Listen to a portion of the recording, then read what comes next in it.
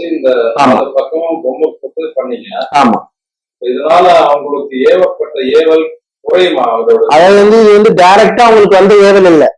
அதாவது ஏவல் இருக்கக்கூடிய சம்பந்தப்பட்ட பொருட்களையோ இல்ல அது அடைக்கப்பட்ட ஒரு குருவையோ இல்ல அது அடைக்கப்பட்ட ஒரு மரப்பாச்சியோ நம்ம பின்னம் பண்ணும் போது அதோட வீரியமாகப்பட்டது அந்த வீட்டுல இருக்கக்கூடிய கார்னர் ரொம்ப பயப்படக்கூடியவர்களோ இல்ல இளம் பருவத்துல இருக்கக்கூடியவர்களோ அவங்கள அஃபெக்ட் பண்ணும். உபாதைகள் உடம்பு உபாதைகளை வச்சு அவங்களை அஃபெக்ட் பண்ணும்.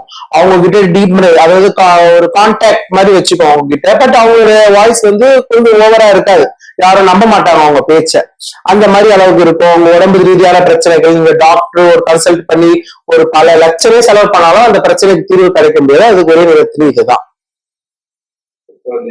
ஏவப்பட்ட நபர் வந்தாங்க, கால் ஆரம்பத்துல வரும்போது வீக்கமா இருக்கு. ஆமா, அதுதான் சொன்னேன், ஆன் ஸ்பாட்ல ரிசல்ட் கிடைக்கிறது. அந்த மாதிரி வேலைதான் நான் பண்ணுவேன். அதாவது ஒரு வேலை நான் பண்றதுனாலே நான் முன்னாடியே வீடியோஸ்ல சொல்லியிருப்பேன், அம்பாள் கிட்ட உத்தரவு கேட்டுட்டு தான் எந்த ஒரு நல்லதோ கெட்டதோ அந்த அம்மா எனக்கு உத்தரவு கொடுத்தாதான் அந்த வேலையை நான் பண்ணுவேன். மத்த பிரச்சாரத்துல நான் பண்ண மாட்டேன். எவ்வளவு பேர் இன்னைக்கும் கோயிலாண்ட பாத்தீங்கன்னா நீங்க கோயில்ல தெரியும், காசு வச்சுட்டு நிற்பாங்க. அவங்களுக்கான உத்தரவு வரணும். சாமி முழு மனசோட அந்த பழம் வச்சு உத்தரவு கேட்டு குறிப்பிட்டு அந்த பிரச்சனையுடைய நபரோட பேரை வச்சு நாங்க ஜபம் பண்ணி மாந்திரிங்க சொல்லும் போது அந்த பழம் விழுந்து அந்த அம்மா சிரசுல இருந்து உத்தரவு கொடுத்தாதான் அந்த வேலையை எடுத்து நான் செய்வேன். அப்படி செஞ்ச வேலைதான் இது. இந்த பெண்ணுக்கு ஏவப்பட்ட ஏவல் எதனால் ஏவப்பட்டது? இது இந்த பொண்ணுக்குரிய ஏவப்பட்டது கிடையாது. அது நீங்க குறிப்பிட்டுக்கணும். இது இந்த லேண்ட், அதாவது இந்த வீடு கட்டி இருக்கக்கூடிய இடத்துல அடப்பட்டு இருந்ததை இந்த கன்ஸ்ட்ரக்ஷன் டைம் அப்போவோ இல்ல அதுக்குரிய நேரம் வரவுமோ அது விடுபட்டு வந்திருக்கு. அப்ப இது டைரக்டா இவங்களுக்குன்னு பண்ணது கிடையாது. ஏவல் பொதுவா ஒரு ஆத்மா, அது உங்க சொந்தமா இருந்தாலும் சரி அசலா இருந்தாலும் சரி சொந்தக்காரங்க தான் ஆனா பண்ண முடியும் ஏவல்ன்ற விஷயத்த.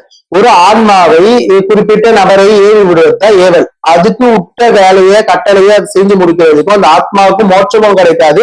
அதுக்கு உண்டான பரிகாரத்துக்கு அதுக்கு உண்ண ஆகாரமோ எதுவும் கிடைக்காது. அதுக்கு துன்பம் தான் கிடைக்கும். அப்ப அதுக்கு இப்ப உயிரை எடுக்கணும்னு ஒரு ஏவல் ஏவி விட்டாலும் அது உயிரை எடுக்கும். முதல்ல அந்த ஆளை போய் அணுகும், அந்த ஆள் கிட்ட கான்டாக்ட் வச்சுட்டு பார்ப்போம். அப்புறம் அவங்க தனியா பேச ஆரம்பிப்பாங்க. அப்புறம் அவங்க தனிமைப்படுத்திப்பாங்க, சொந்த பந்தத்தை எல்லாம் விட்டுட்டு தனியா உட்காருவாங்க. அப்புறம் அவங்கள தானாவே பேச ஆரம்பிப்பாங்க. அது மாதிரி ஒரு ஸ்டேஜ் இருக்கு. அதுக்கப்புறம் அவங்க மேனிங்ல கூடும். அந்த மேனிங்ல இப்ப இறந்த நபர் ஒரு கேன்சராக இறந்துட்டாங்க, அந்த ஆத்மாவே ஒரு ஏவி விடுறாங்கன்னா அவங்களுக்கு அதே மாதிரி அந்த பெயின்ஸ் இருக்கும்.